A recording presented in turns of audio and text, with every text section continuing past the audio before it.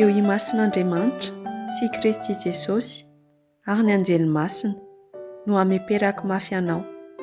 Tandremo tsara ireo torohevitra ireo, ka tsy hisy fizahan-tavan'olona na fiangarana amin'izay ataonao.